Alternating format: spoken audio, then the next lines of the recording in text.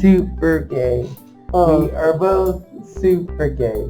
let me, He's not gay, but I'm the only one singing, so I'm gonna say he's super gay. Hey!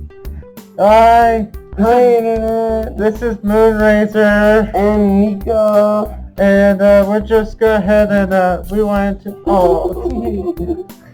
We're gonna go ahead and talk about some things, some tales from our experiences. But one thing we're thinking, like Nico, do you want to explain what it is? I have an idea of what you're talking about. Are you talking about a little bit of our first adventure together? Yes. Okay. I'll be explaining. What do you think? Well, like I was thinking about like our first convention, and I was thinking about like, when we first met, like that was really cool, and just kind of there's just so many crazy things that happened that first convention, and like I just thought it'd be interesting to revisit some of those experiences. Okay, well, I'm gonna go ahead and I say, so how we met is very fun, but I'm gonna let Moonraiser play that one, or Okay. go ahead and say that one. So it was a very long, it was about a month ago from now, and it was probably the second day of the con, or so, and we went to a panel, it was a charades panel, and I had just gotten this suit from Lemon Brett. We were in the back row, and I was just talking to Nico over here. This is before he had gotten his suit, and he really was giving me a lot of cool compliments about my suit. And right after he gave me said compliments, I started actually talking to him about, hey, we should chill sometime, it's just me and my girlfriend right now, and so we ended up just hanging out for the rest of the convention. He got his suit from the same vendor that I did, which was really cool. But yeah, you have any tales you want to talk about?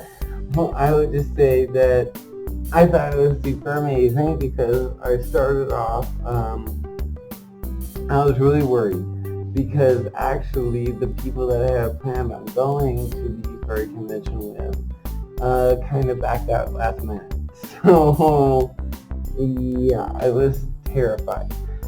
But actually, one of the first conventions, or one of the first convention meetings, I happened to meet Moonraiser,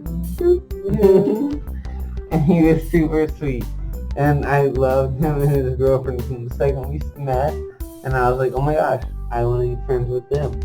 So happily, me and my brother started to be friends with them, and that's what made the entire convention so much fun. And otherwise, I don't know what I would have done. So first time ever going to any kind of convention, and I was I don't know, I was so happy just to meet someone so nice.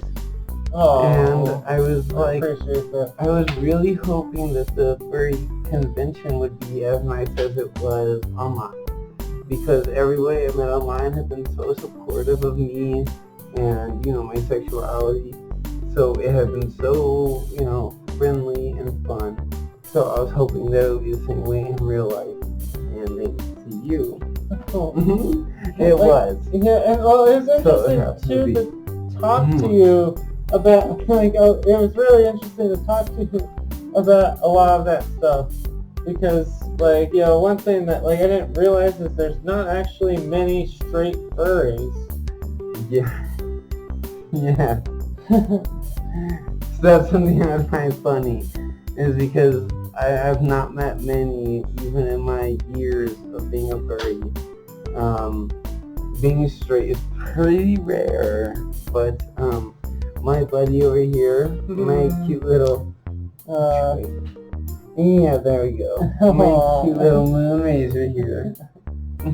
Oh, because and it actually, You you know, are one of the very rare straight ones that oh, oh. But like, well, one thing too is it like actually made sense because it was like one big huge thing was like I remember like I see a lot of other streamers like I see ones like Majira and Not then there's Hyena's gay. Basically every other streamer is gay. yeah. I do. You are adorable. Yay! Thank you. Aw.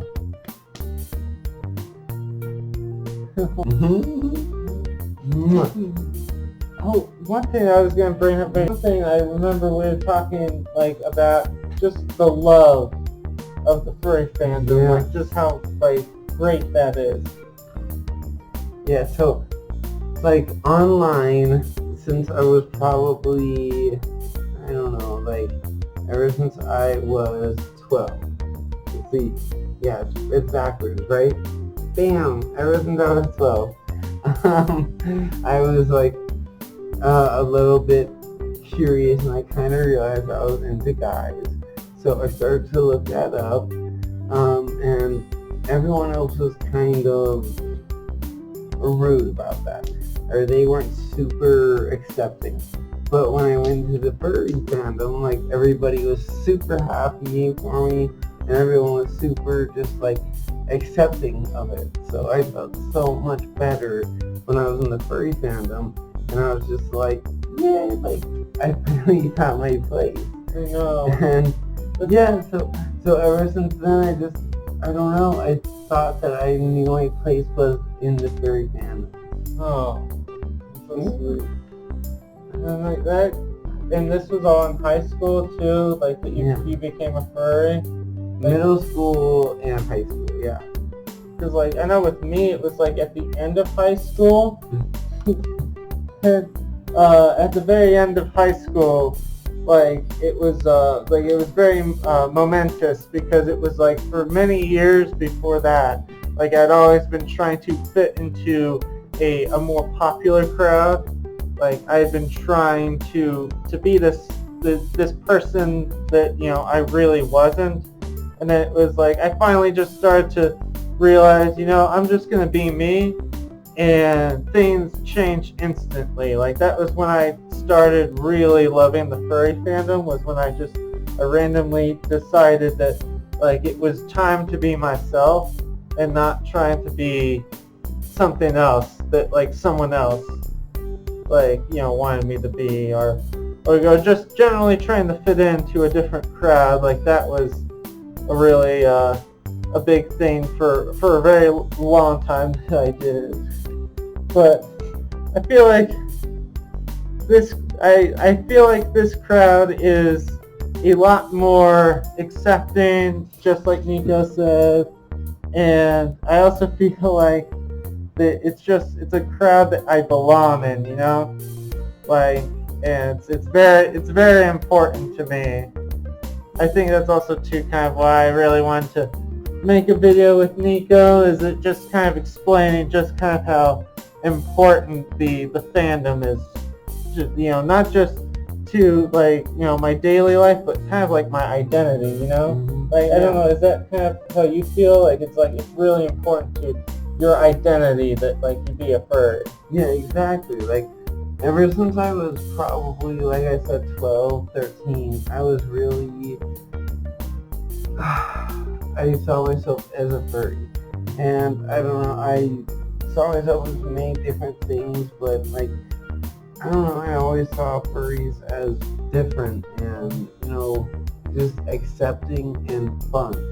So no matter what species I wanted to be, everyone was accepting of me and happy that they wanted to be my friend.